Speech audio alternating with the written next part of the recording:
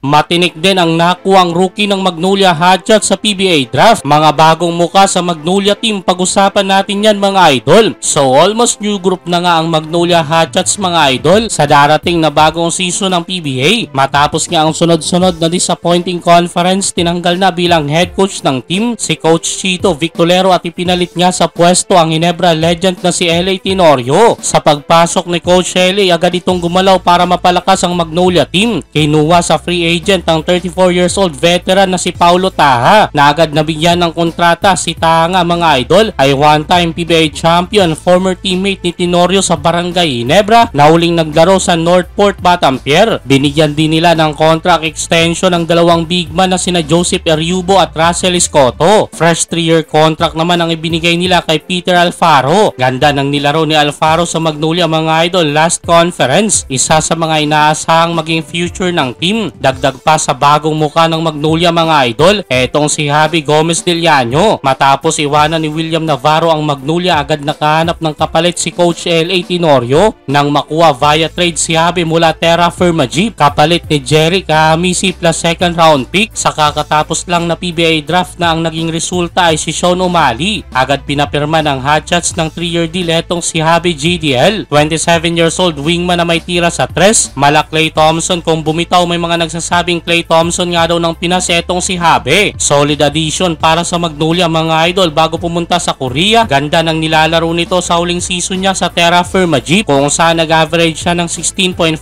points, 5.7 rebounds at 2.2 assists per game. At noong 2024 Philippine Cup sa tulong ni Javi, nakapasok sa playoffs ang Terra Firma at pinahirapan sa quarterfinals ang San Miguel Beermen nila Junmar Fajardo. May kariray nga ito sa PBA, 31 points kontra NLEX Road Warriors. Di tulad ng dati, malaki na ang lineup ng Magnolia Hotshots mga idol. Dagdagan pa yan ang nakuha nilang rookie sa kakatapos lang na PBA draft. Kinuha nga ni Coach L.A. Tenorio bilang 6th overall pick ang NCAA champion na si Yukian Andrada. Shooter from the outside with length. Lista mo na pag naiwang bukas sa tres. Produkto ng San Beda, 6'5" forward, 24 years old. Solid pick para kay Coach L.A. mga idol. Another Magnolia wingman na kumakana nga sa labas. 3-point sniper with quick release shooting na kapag uminit talagang papaulanan ka ng tres. Bukod sa pagiging threat sa labas, may galaw din ito inside the paint mga idol. Netong kakatapos lang na Asia Basket 2025 International, hanip ang mga numerong inilatag ni Yukian Andrada matapos mag-average ng 20.8